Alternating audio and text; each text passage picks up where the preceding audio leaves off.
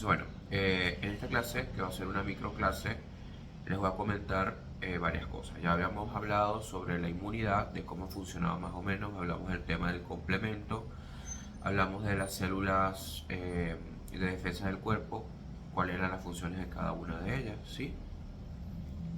Y hoy vamos a tocar un tema importante que es el tema de la hipersensibilidad. Ya les había dado un abrebocas sobre el tema de la hipersensibilidad y eso no es más que una reacción exagerada del cuerpo ante un agente que promueve una respuesta inmunológica. En este caso, pudiésemos hablar como ejemplo las alergias, el asma, etc. Entonces, bueno, estas reacciones de hipersensibilidad están divididas en cuatro tipos. La tipo 1 también se conoce como respuesta alérgica rápida, ¿sí? Y esta es del tipo como las rinitis alérgicas, los eritemas rápidos por alergias a comidas, el asma, incluso la anafilaxia, ¿sí? Está mediada por una reacción antígeno-anticuerpo, específicamente está mediada por los anticuerpos IgE, ¿ok? Es una respuesta rápida y produce eso, produce una alergia. Es decir, inmediatamente que el antígeno entra al cuerpo, produce una reacción alérgica y una respuesta descabellada ante esa situación. Luego tenemos la de tipo 2. En la de tipo 2 tenemos una respuesta que es de tipo citotóxica. ¿Qué significa eso? Significa que un antígeno, que una célula, que puede ser una célula propia del cuerpo, tiene una capacidad antigénica, es decir, el sistema de anticuerpos no reconoce a la célula como propia y entonces va a generar una cascada de eventos que van a producir la lisis de esa célula. ¿Ok? También tenemos la reacción de tipo 3. En la reacción de tipo 3, esta reacción es muy común, por ejemplo, en el lupus eritematoso sistémico, en donde hay por supuesto existe una respuesta antigénica, pero hay complejos de antígeno-anticuerpo que se van depositando en los tejidos y eso causa a su vez una serie de reacciones inflamatorias que, bueno, que producen una serie de sintomatologías en el órgano afectado. En el caso del lupus eritematoso es muy común en la piel y en el riñón. Y bueno, tenemos las reacciones de hipersensibilidad tipo 4. En las reacciones de hipersensibilidad tipo 4 las usamos incluso muchísimo para el tema de la fabricación de vacunas y ese tipo de cosas. Esta respuesta no está mediada por ningún sistema antígeno-anticuerpo. ¿Ok? Por supuesto existe un antígeno, pero es reconocida por los linfocitos CD4. ¿Ok? Es decir, que esta respuesta está mediada por los linfocitos CD4. Recuerden que los linfocitos CD4 vienen a ser como la memoria inmunológica del cuerpo. ¿Ok? Son como los directores de orquesta. Entonces, estos linfocitos, ¿de qué se encargan? Se encargan después de presentar los antígenos. ¿Para qué? Para que haya toda una reacción de eventos como la llegada al sitio de linfocitos B, producción de anticuerpos y la llegada luego de macrófagos para la fagocitosis de las células. Entonces, en estas reacciones de tipo 4, ellas están mediadas por los linfocitos. Por ende, cuando existe un antígeno, cuando existe la presentación de un antígeno al cuerpo, estos linfocitos tardan aproximadamente 48 a 72 horas para producir esa reacción inflamatoria. Por eso que se dice que la respuesta es retardada. Lo otro que tienen que tener en cuenta, como ya les dije antes, es que esta reacción no produce anticuerpos inicialmente, ¿ok? No es como las demás reacciones, que hay anticuerpos circulantes y producen una reacción alérgica inmediata. Bueno, o digamos una reacción inmunológica inmediata, ¿ok? Bueno. Lo siguiente que vamos a ver aquí es que hay una serie de patologías que son autoinmunes, que también las enfermedades reumatológicas pudiésemos englobarlas dentro de este contexto. Bueno, por supuesto tienen sus apartados, ¿no? Pero en esta clase nos vamos a enfocar principalmente en el lupus eritematoso sistémico. Los invito a que igual lean sobre las enfermedades reumatológicas, la artritis reumatoidea, etc. Y van a tener ustedes como tarea la investigación, van a armar un esquema de cómo es la fisiopatología de la púrpura trombocitopénica y va a ser pregunta de examen, así que bueno, estudiensela. En el caso del lupus eritematoso sistémico, ¿qué es lo que sucede? Tenemos que entender primero que en nuestro cuerpo la célula acaba su vida de dos formas, por necrosis o por apoptosis. La necrosis, bueno, obviamente existe un mecanismo de lesión, un agente externo daña la célula, etc. y la célula termina muriendo.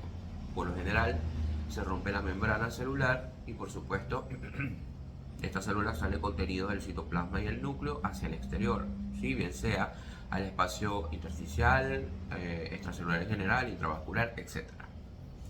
En el caso de la apoptosis, pues la célula después de un tiempo, ella que está programada para cesar sus funciones, inicia un proceso por el cual ella deja de ejercer sus funciones y un macrófago viene y termina de fagocitar la célula. Pero esa célula que inicia su proceso de apoptosis, ¿sí? Empieza unos mecanismos intracelulares en los cuales pues, se involucra la degeneración de organelas citoplasmáticas, ¿sí? El cese de las funciones del núcleo y el genoma dentro de él, y cambios en la membrana celular. ¿Ok?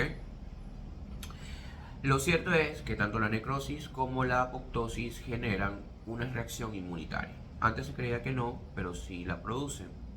¿Por qué la produce? Porque la mayoría de las células del sistema de histocompatibilidad por lo general reconocen a todas las estructuras de la superficie celular. ¿Ok? Entonces, todas las estructuras que están contenidas en el interior, en algún punto, por supuesto, aunque pudiesen incluirse dentro del sistema de histocompatibilidad, no están en contacto con el constante, por ende pudiesen generar una respuesta inmunitaria. Por ejemplo, una de las principales señales para que los macrófagos sepan que la célula se está llegando al punto de la apoptosis es que hay un cambio en la membrana celular. ¿Cuál es este cambio? En este cambio los fosfolípidos de la membrana, ¿sí? Se cambian, se intercambian en un proceso que se llama flip-flop. Los fosfolípidos que están fuera no son iguales a los que están dentro de la célula, o sea, los que están en contacto con el citoplasma no son iguales a los que están en el líquido y los que están en contacto con el espacio intersticial. Entonces, cuando la célula entra en apoptosis, estos fosfolípidos se intercambian. Los fosfolípidos que estaban extracelular se pasan al interior de la célula y viceversa. Entonces, estos fosfolípidos que antes estaban dentro son la primera señal inmunológica para que el macrófago reconozca que esta célula está en apoptosis y necesita fagocitarla. ¿Ok? Entonces, ¿qué sucede aquí?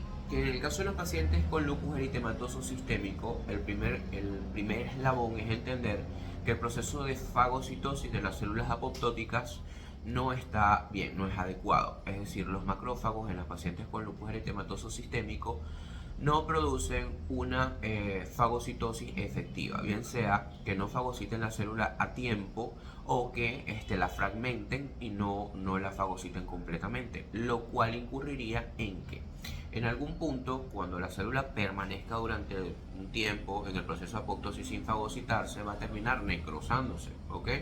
Y esto me va a generar también una respuesta inmunitaria. ¿Cuál sería la respuesta inmunitaria? Lo principal es que se va a activar la cascada del complemento, ¿ok? Entonces, al activarse la cascada del complemento, va a empezar un proceso inflamatorio. Pero adicionalmente, ahí va a llegar linfocitos T, que son linfocitos T CD4 o presentadores de antígenos, y van a empezar a presentar antígenos a los linfocitos B, quienes van a empezar a producir anticuerpos IgG e IgM para ¿qué? Para la eliminación de estos complejos antigénicos. El detalle está en que cuando existe una necrosis, una fagocitosis incompleta, mucho material genético que pudiese estar tanto en el núcleo como en el citoplasma, pues queda en el espacio intersticial y también generan esta respuesta inmunitaria. Es por esto que muchos de los anticuerpos producidos durante el lupus eritematoso sistémico se llaman anticuerpos antinucleares, anticuerpos anti-ADN, ¿ok? Entonces, dentro de los anticuerpos antinucleares, los anticuerpos anti-ADN existen de dos tipos, los de cadena simple y los de doble hélice. Todos estos anticuerpos se conocen como autoanticuerpos. Aquí hay que hacer un paréntesis y entender que los autoanticuerpos también son importantes. ¿Por qué? Porque, bueno, precisamente cuando en algún punto alguna célula enloquece y empieza a mutar y genera una división celular descontrolada, etc., pues obviamente esto también será una reacción normal del cuerpo para evitar la producción, por ejemplo, de tumores o de células cancerosas, ¿ya?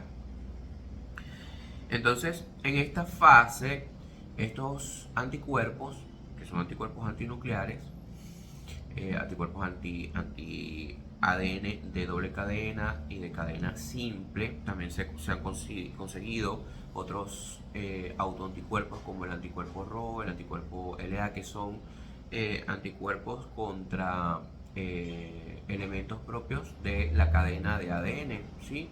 Como el azúcar, la ribosa o la desoxirribosa, o los anticuerpos antibases nucleares, contra nucleótidos, etc. Y también está un autoanticuerpo que se llama anticuerpo anti-Smith, ¿ok? En este tipo de autoanticuerpos, pues para el tema de los diagnósticos, de hacer el diagnóstico, pues por lo general se pide un conteo de los anticuerpos antinucleares, ¿sí? Y los anticuerpos anti-ADN de doble cadena y los anticuerpos anti-Smith son altamente específicos. ¿Qué significa eso? Que si en algún punto estos autoanticuerpos se consiguen en el suero de las personas con lupus, pues podemos hacer casi que un diagnóstico en el 99% de los casos, es decir, es altamente específico. Lo que sí es que los anticuerpos anti-Smith, por ejemplo, son muy poco sensibles, es decir, que no se consiguen en todos los casos. Apenas en un 20% de los casos encontramos anticuerpos anti-Smith. ¿Ok? Entonces, bueno, ¿qué es lo que sucede en el lupus? En el lupus ocurre que entonces, en síntesis, el macrófago no fagocitó bien a la célula. Por ende, un material del interior de la célula, que principalmente pudiese ser material del núcleo del citoplasma, que contienen por lo general restos del genoma, producen una respuesta inmunitaria. Esta respuesta inmunitaria hace que los linfocitos T, CD4 presenten esto como un antígeno y los linfocitos B empiecen a producir autoanticuerpos. Estos autoanticuerpos van a intentar englobar estas estructuras, ¿sí? Y van a producir unos complejos antígeno-anticuerpos que por lo general se van a depositar en muchísimos tejidos. Pero si pasan por circulación y de circulación van a intentar excretarse, obviamente van a llegar al riñón. Entonces, en el riñón, cuando quedan en esa estructura de lo que es el glomérulo, en la capa de filtrado del plasma, entonces eso va a quedar allí depositado. Entonces estos depósitos de complejos antígeno-anticuerpos van a activar ¿qué? La cascada del complemento, la llegada de citocinas e interleucinas, y por supuesto hay un proceso inflamatorio intersticial que es crónico.